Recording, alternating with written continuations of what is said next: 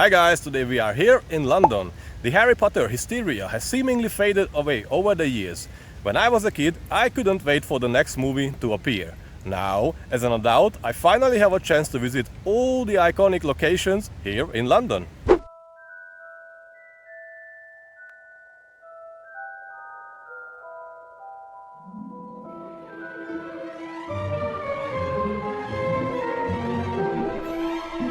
Everybody's familiar with this scene, right? Our journey begins here at Leadenhall Market, where not one, but 3 scenes were filmed for the very first Harry Potter movie, the Philosopher's Stone or the Sorcerer's Stone for the American audience. Leadenhall Market dates back to the 14th century and originally served as a meat and poultry market. The current design was created in 1881 by Sir Horace Jones. The building complex is great to protected due to its historical significance, but let's get back to the topic now. An owl, a cat or a toad? Can we find all this in London? If you know where to go. Luckily, we don't have to walk miles to find all 3 locations. Walking a couple minutes will just do the job. In fact, 2 of these locations can be found side by side. This place behind me used to be the London Migraine Clinic, however, they transformed it and now it became a Harry Potter theme shop. And also, this is where they shot the Leaky Cauldron entrance scene for the first Harry Potter movie.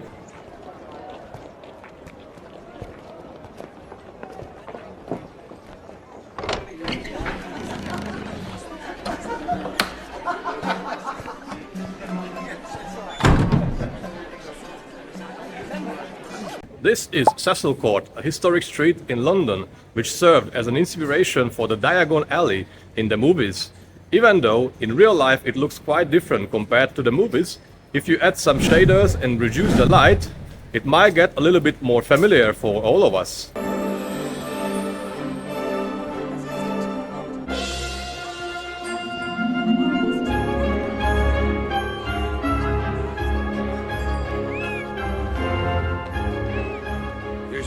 Quills and your ink. Although it has never been officially confirmed, it's a popular belief that J.K. Rowling, the author of Harry Potter, may have drawn some inspiration for the design of Diagon Alley from Cecil Court. It's quite possible she took ideas from this street, especially since it was historically well known for selling rare maps, prints, and even occult or esoteric books. Something that feels as if it came straight out of Harry Potter universe itself. Either way, this little street definitely has its own charm and a must-see if you are in central London. Cecil Court has never appeared in the movies, but it's a place loved by all Harry Potter fans. Fun fact, but in the 17th century, even the famous composer Mozart has lived in this area.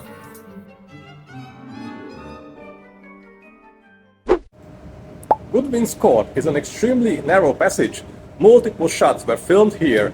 It's crazy to think of it, but some of these buildings were erected in the 1690s, so it's over 300 years old now. In the Harry Potter universe, this street is referred as the Nocturn Alley. You're a mess, Harry. Skulking round Nocturn Alley? Dodgy place. Don't want no one to see you there. People would think you were up to no good. I was lost. Hang on. What were you doing down there then? We can clearly see why the filmmakers chose this location. In real life, however, it feels much less creepy. Actually, it's quite charming if you're asking me, but let me know your thoughts down below in the comments section. This is one of the few remaining places in London where you can still see the original gas lamps, which began to spread across the city in the 1820s. They must have been a welcome relief for people living in narrow streets like this, especially during the days when Jack the Ripper was roaming at night.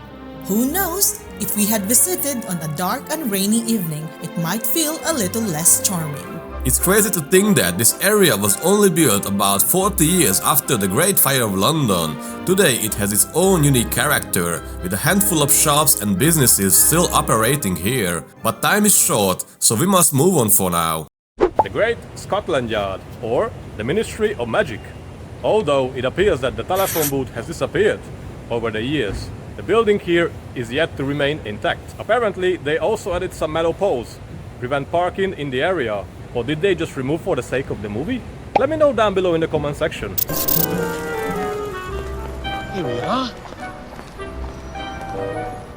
I've never used the visitor's entrance before. Should be fun. Right, good. I'll just get my muggle money.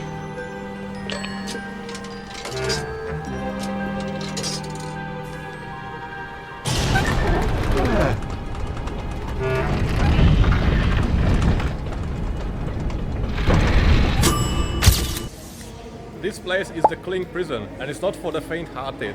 This was the inspiration for the infamous Azkaban prison in Harry Potter series, and I'm not sure if I would recommend it for someone with a small child.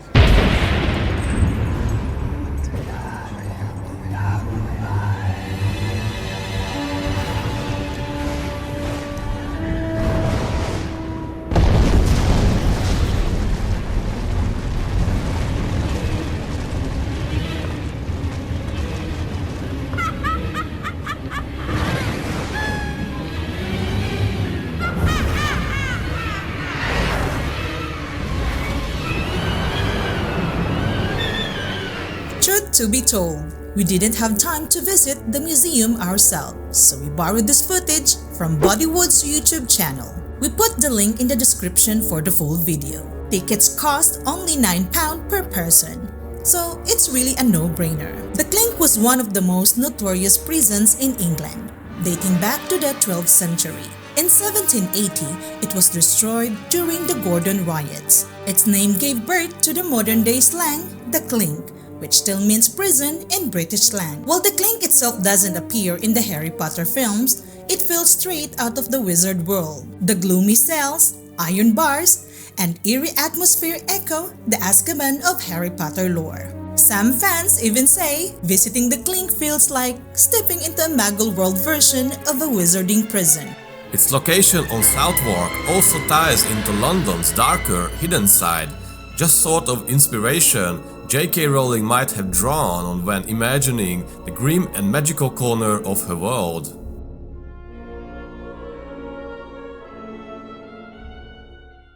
In The Goblet of Fire, the movie makers took inspiration from the Golden Hinde, which is located just a few steps away from Leadenhall Market.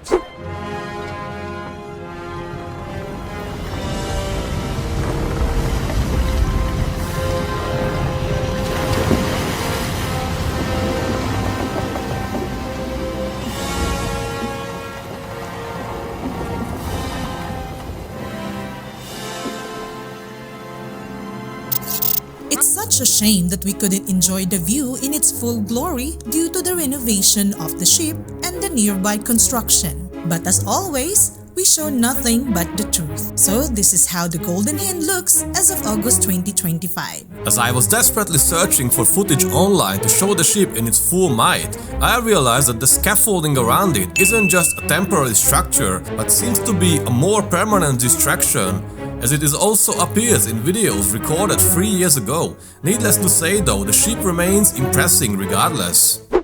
In The Half-Blood Prince, the movie starts with showcasing this bridge as the opening scene. Luckily, this time, it wasn't damaged by the Death Eaters.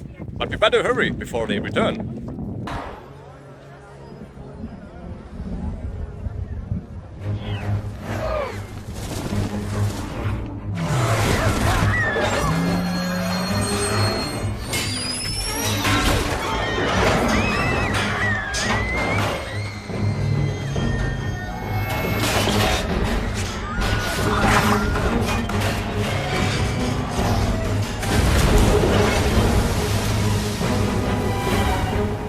The bridge opened in June 2000, hence the name Millennium Bridge. Needless to say, the bridge has never collapsed. The filmmakers used CGI, which is good to know given the fact we decided to cross it. Although it's got nicknamed as the Wobble Bridge, since shortly after the opening it began to wobble when huge crowds begin to walk through it, causing a minor resonance but nothing major. Needless to say, the view is amazing. Besides the River Thames, we can also admire the beautiful St. Paul's Cathedral from a distance, which is truly mesmerizing and became one of my favorite spots in London. Right, so it is night time for us to head toward our next destination, the St. Paul's Cathedral. This is where a geometric staircase can be found, which first appeared in The Prisoner of Azkaban, leading towards Dumbledore's secret room. By the way, I previously made a video where I speak more about the Cathedral, but now we have to move on as time is extremely short. Although we didn't get the chance to go inside, we borrowed some footage from this channel, links in the description. The staircase, also known as the Dean's Staircase, has been used in several Harry Potter films. In The Prisoner of Azkaban, it appears as the staircase leading to Professor Trelawney's divination classroom at the top of the North Tower. It was later reused in the Goblet of Fire as the staircase leading to the Defense Against the Dark Arts classroom. Good to know, but the staircase usually isn't open to the public. It can only be seen on special tours, even if you paid the full entry fee or when filming crews are allowed access.